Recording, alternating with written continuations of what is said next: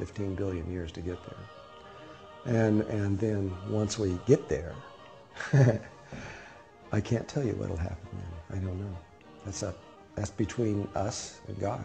And by that point, we're going to realize we are God. And so I don't know where it goes when we get to the end of a certain point, because that's where I came from. I went backwards in time, backwards through the levels. It took forever in the way that humans are thinking. And to get back to this place, once we get there, that's when that's when the brand new part really begins, and I can't tell you what that is. I don't really think there's any words or anything within the human imagination that could even begin to enter into that space. When I introduced the merkaba to the world, so many people misunderstood. They thought that that was everything, that that was the most important thing in the world. And actually in consciousness, it is the least important. We have mapped human consciousness out very carefully, and we know exactly how it works. And the merkaba, which is around the body, is the screen. Out here at your fingertips, there's a sphere of energy, and that is the screen from which the images are projected onto. This is using human words to say something that's slightly beyond humanness, but it's still, the idea works. The images are projected onto this sphere around us, which we call the universe. The universe isn't there, it's just it's just pure consciousness that surrounds each one of us. And but from there, inside of the human head, is a complex set of there's 4 glands and it's very much like a computer. It's really a lot like a computer. And there is a system in there that we've long forgotten. Jesus remembered it. Whenever you look at a shot of Jesus, you usually see these 3 beams of light coming out of his head. There's actually 8 of them, but you can't see them all from the front position. And those beams of light are tied into the pineal gland. Around those beams of light is a sphere of energy that moves around there, and then inside the pineal gland there are 8 beams of light that come out in a set of 4. And then that pineal gland is an eyeball. It is literally the third eye.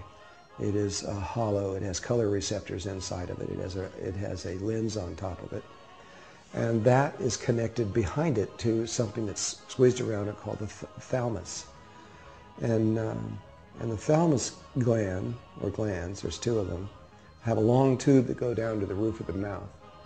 And I'm just going backwards in all of this. In front of the pineal gland, there's 2 more glands, a little pair of them up here. So there's the pituitary glands. And in front of that, there's another chakra point out in space. That is the distance from the tip of your nose to the tip of your tip of your nose to the tip of your chin, out here in front of you.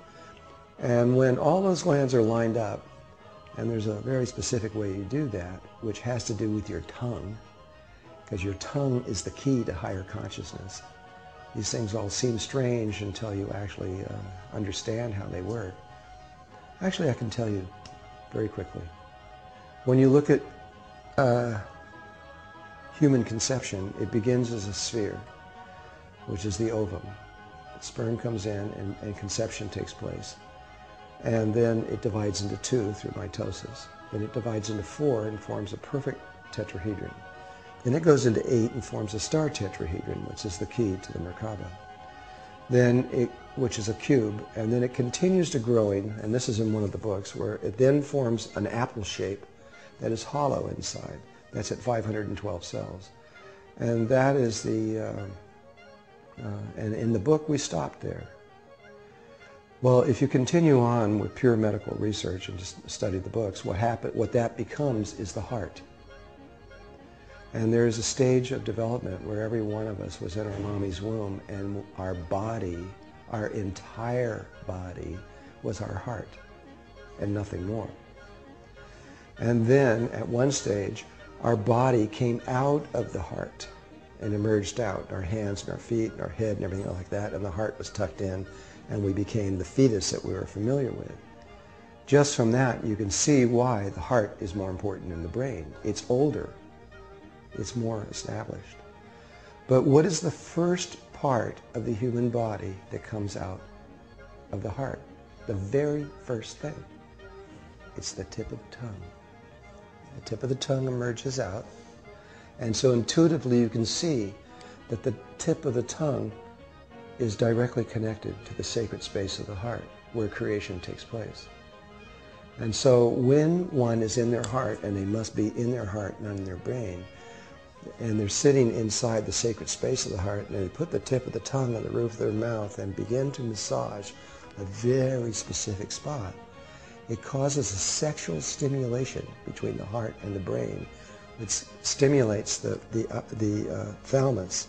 That begins to fire alpha in the four lobes of the brain. And when the alpha reaches a certain level of firing, this green light will appear that is talked about all the way back into the Vedas 6,000 years ago. It sometimes is green-blue and sometimes is green-yellow, but it always has a green tinge to it. And then at that point, even in the Great White Brotherhood, they talk about bending the flame with intention. You turn the third eye so it's looking straight up, actually. Instead of these look this way, that one looks this way up. You turn it till it looks toward the third eye point, and then through a certain meditative state, the green light turns into a spiral or concentric rings, and it links with the pituitary, and then you look through it to the other end, at which point a halo forms around your head, which is scientifically documented. And that is, at that moment, whatever you dream in your heart becomes reality.